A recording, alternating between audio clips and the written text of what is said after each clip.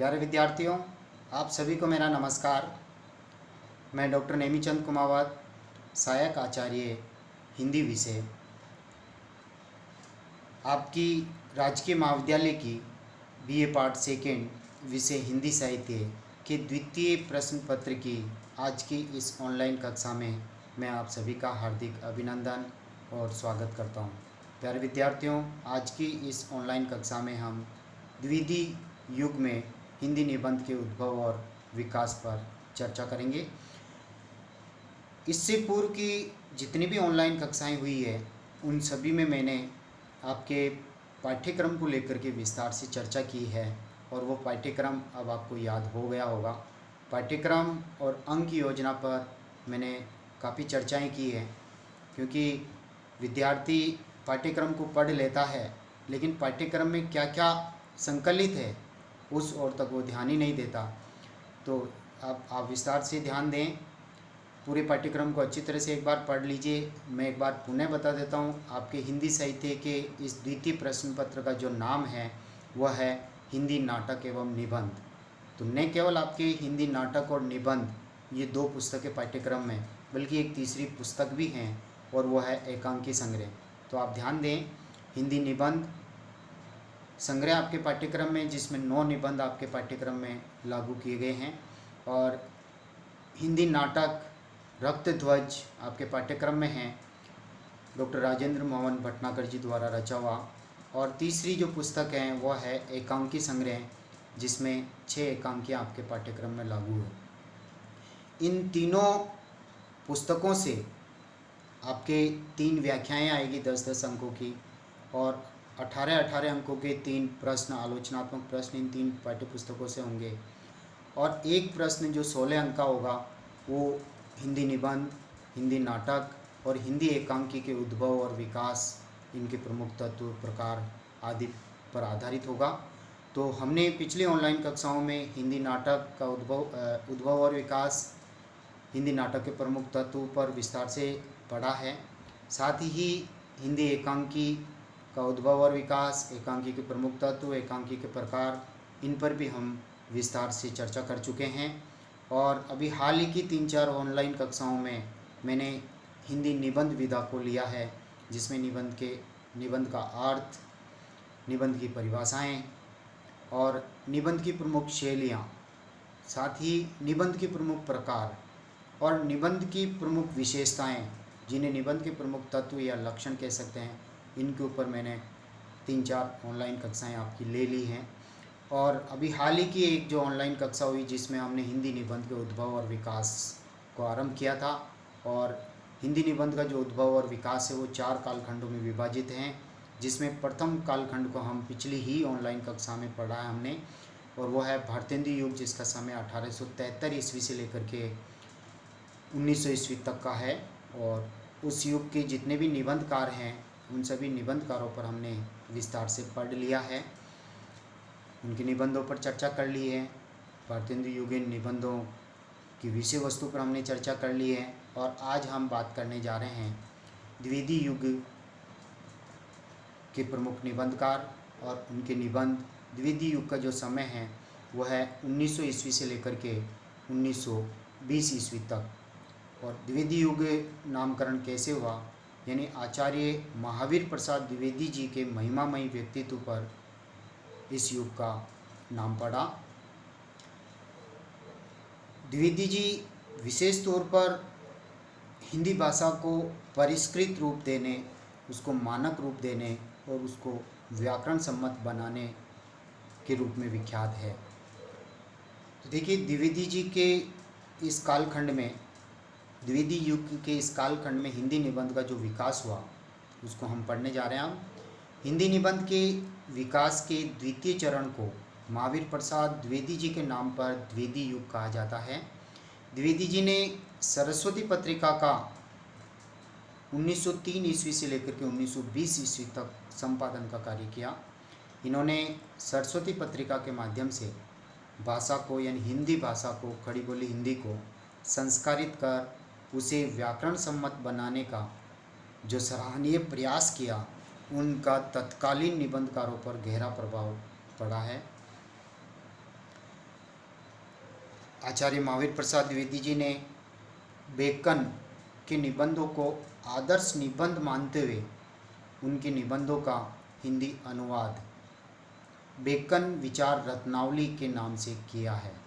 ध्यान दें, बेकन के निबंधों को आदर्श निबंध मानते हुए इन्होंने आचार्य द्विवेदी जी ने यानी महावीर प्रसाद द्विवेदी जी ने बेकन विचार निबंधावली के शीर्षक से उनका अनुवाद किया। इनके अतिरिक्त उनके स्वयं के भी निबंध संग्रह हैं, जो देखिए, एक तो रसज्ञ रंजन, साहित्य शिखर, कौटिल्य कुठार, वनिता विलास आदि इनके निबंध संग्रह हैं। रसज्ञ रंजन, साहित्य शिखर, कौटिल्य कुठार और वनिता विलास, इन सभी को आप याद कर लीजिए। द्विवेदी जी के कुछ प्रसिद्ध निबंधों के मैं यहाँ पर नाम देना चाह रहा हूँ, जैसे कवि कर्तव्य, ये आपके अभी BA सेकेंड के पाठ्यक्रम में भी आपके लागू हैं निबंध संग्रह की पुस्तक में। कवि और कविता, प्रतिभा, साहित्य की महत्ता, मेघदूत, क्रोध, लोभ आदि इनके चर्चित निबंध हैं। क्रोध और लोभ जैसे विषयों पर आचार्य रामचंद्र शुक्ल जी ने भी अपनी चिंतामणि में निबंध लिखे हैं, लोभ और प्रीति के नाम से। लोभ और प्रीति शीर्षक से उनका एक निबंध भी है, तो आप भ्रमित न हो। क्रोध और लोभ शीर्षक से इन्होंने भी निबंध लिखे हैं और शुक्ल जी ने भी निबंध लिखे हैं। द्विवेदी जी के निबंधों में वैचारिक गंभीरता है। अधिकांश निबंध परिचयात्मक और आलोचनात्मक टिप्पणियों के रूप में लिखे गए हैं। निबंधों की भाषा शुद्ध, सार्थक और परिमार्जित हैं, क्योंकि इन्होंने हिंदी भाषा को व्याकरण सम्मत बना करके उसे मानक रूप देने का सराहनीय कार्य किया है।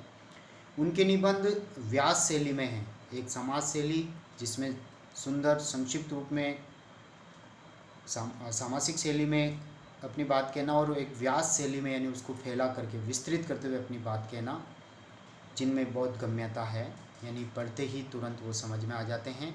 कहीं भी दूरता या क्लिष्टता भाषा शैली में देखने को नहीं मिलती है। द्विवेदी युग के जो प्रमुख जो निबंधकार हैं, उन निबंधकारों की मैं यहाँ चर्चा करने जा रहा हूँ। एक तो हैं आपके माधव प्रसाद जी मिश्र, गोविंद नारायण जी मिश्र, चंद्रधर शर्मा गुलेरी जी, सरदार पूर्ण सिंह जी यानी अध्यापक पूर्ण सिंह जी भी इनको कहते हैं, पदम सिंह जी शर्मा, श्याम सुंदर दास जी, मिश्र बंधु यानी श्याम बिहारी मिश्र, सुखदेव बिहारी मिश्र, कृष्ण बिहारी मिश्र, ये तीन साथी, जगन्नाथ प्रसाद चतुर्वेदी आदि प्रमुख निबंधकार द्विवेदी युग के हैं। हम आचार्य महावीर प्रसाद द्विवेदी जी को प्रथम निबंधकार के रूप में हम पढ़ चुके हैं, उन पर हमने अभी बात की है, चर्चा की है। दूसरे निबंधकार हैं माधव प्रसाद जी मिश्र, वैश्योपकारक व सुदर्शन पत्र, ये दो पत्र जो हैं वैश्योपकारक एवं सुदर्शन, इन दोनों पत्रों का संपादन कार्य माधव प्रसाद मिश्र जी ने किया है। और इनके जो निबंध हैं वो माधव मिश्र निबंध माला में संकलित हैं, संग्रहित हैं। इन्होंने जो निबंध लिखे हैं, धृति, सत्य, सब मिट्टी हो गया जैसे गंभीर विषयों पर गंभीर विचार शैली में निबंध लिख करके हिंदी साहित्य को प्रदान किए हैं। तीसरे निबंधकार के रूप में हैं गोविंद नारायण मिश्र जी, और इनके निबंध गोविंद निबंधावली शीर्षक से संकलित हैं। इनकी भाषा संस्कृत निष्ठ एवं अलंकारों के बोझ से दबी हुई है, वाक्य लंबे लंबे हैं, तत्सम व सामासिक शब्दावली की अधिकता देखने को मिलती हैं। अगले चौथे निबंधकार के रूप में हम पढ़ने जा रहे हैं चंद्रधर शर्मा गुलेरी जी, जिनकी प्रसिद्ध इनकी जो कहानी है उसने कहा था के रूप में ये जाने जाते हैं। गुलेरी जी अपने राजस्थान के जयपुर के ही हैं। इनके निबंधों में पांडित्य की झलक देखने को मिलती हैं, जिनमें गंभीर चिंतन भी मौजूद है, सूक्ष्म विश्लेषण की क्षमता है और व्यंग्य का पुट भी है। इनकी भाषा प्रौढ़ एवं विषय के अनुकूल हैं। इनके निबंध संग्रह हैं कछुआ धर्म, इस शीर्षक से इनका निबंध भी हैं, गोबर गणेश संहिता और मारेसी मोही कुंठाव आदि इनके निबंध संग्रह हैं। आप ध्यान दें, ये निबंध संग्रह भी हैं और इन शीर्षकों से इन्होंने निबंध भी लिखे हैं जो इन्हीं शीर्षकों में, इन्हीं पुस्तकों में संकलित हैं, इन संग्रहों में संकलित हैं। अगले निबंधकार के रूप में हम लेते हैं सरदार पूर्ण सिंह जी। ये अध्यापक पूर्ण सिंह के रूप में भी जाने जाते हैं। ये द्वितीय युग के सशक्त निबंधकार हैं। ये हिंदी में भावात्मक निबंधों की रचना और शैली की विशिष्टता और भाषा की लाक्षणिकता के लिए सुविख्यात रहे हैं। उनके निबंध हिंदी की अमूल्य निधि कही जाती है। इनके जो निबंध हैं उनके नाम यहाँ पर मैं दे रहा हूँ। आचरण की सभ्यता बहुत उत्तम कोटि का निबंध है। मजदूरी और प्रेम, सच्ची वीरता, पवित्रता, कन्यादान, ब्रह्म क्रांति, अमेरिका का मस्त योगी वाल्ट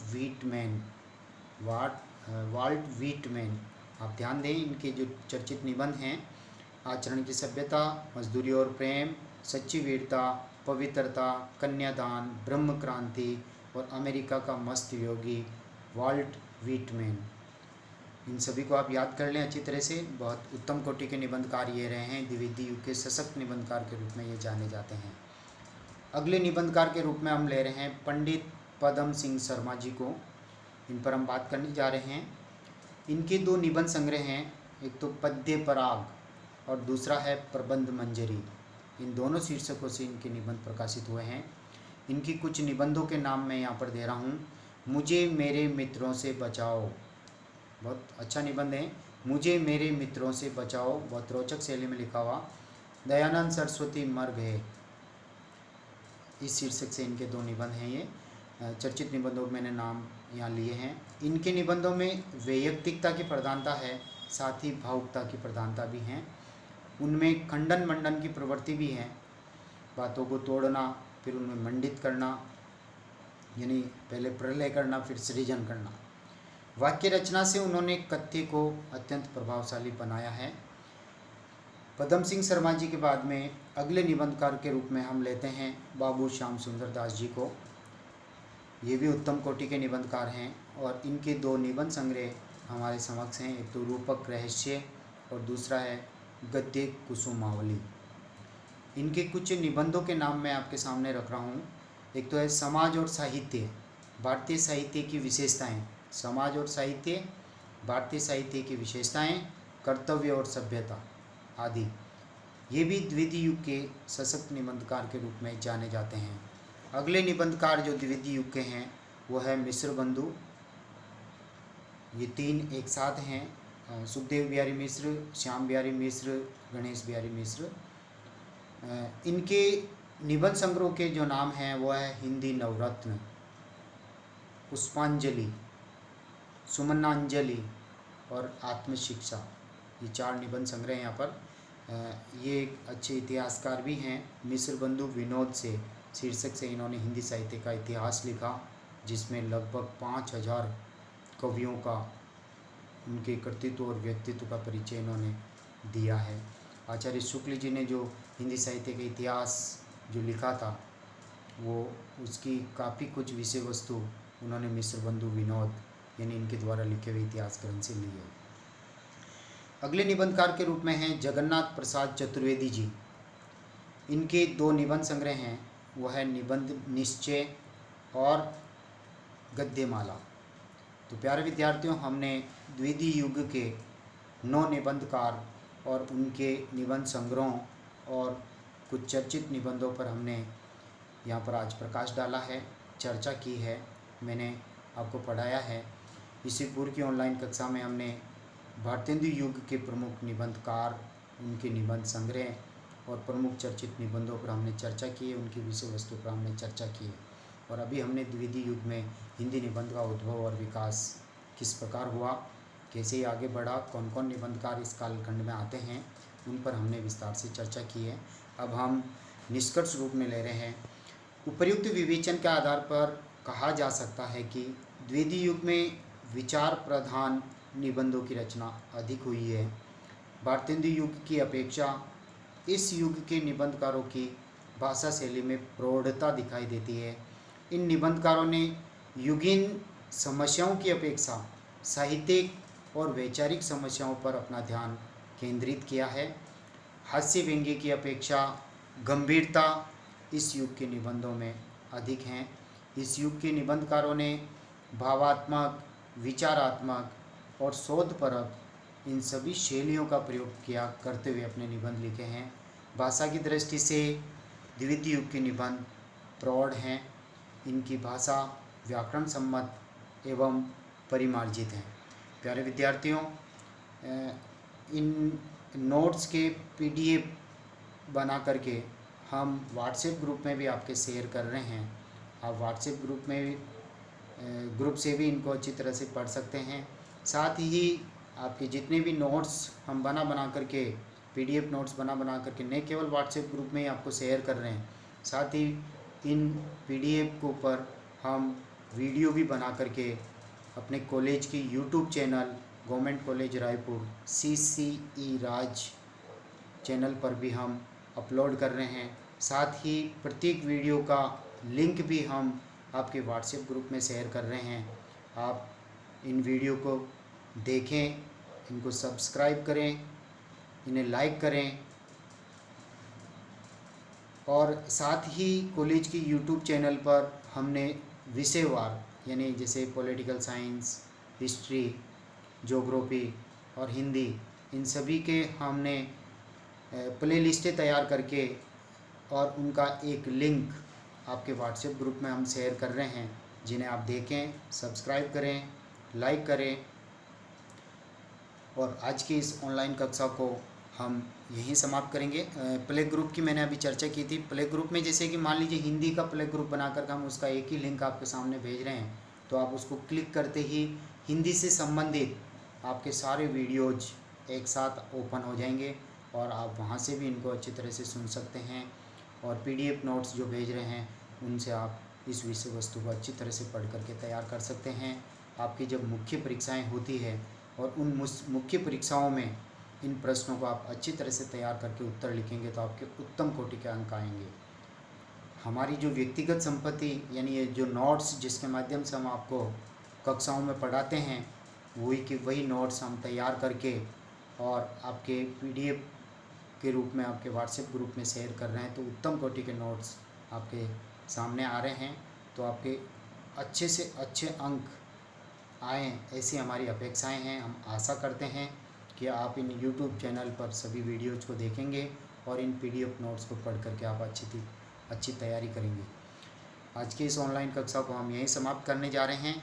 जय हिंद, जय भारत। अगली जो ऑनलाइन कक्षा होगी उस ऑनलाइन कक्षा में हम भारतेंदु युग को हम पढ़ चुके हैं और द्विवेदी युग को हम अभी इस ऑनलाइन कक्षा में पढ़ चुके हैं। अगली जो ऑनलाइन कक्षा होगी वो शुक्ल युग के प्रमुख निबंधकार, उनके निबंध संग्रह और उनके प्रमुख चर्चित निबंध और उनकी विषय वस्तु पर हम चर्चा करेंगे। और इसके बाद अगली जो ऑनलाइन कक्षा होगी वो शुक्लोत्तर युग पर होगी और उन पर काफ़ी सैकड़ों की संख्या में निबंधकार हैं, जिन पर मैं दो ऑनलाइन कक्षाएं लेकर के उस विषय वस्तु को मैं समाप्त करूंगा। तब तक के लिए जय हिंद, जय भारत। अगले ऑनलाइन कक्षा के इंतज़ार में रहें। जय हिंद, जय भारत।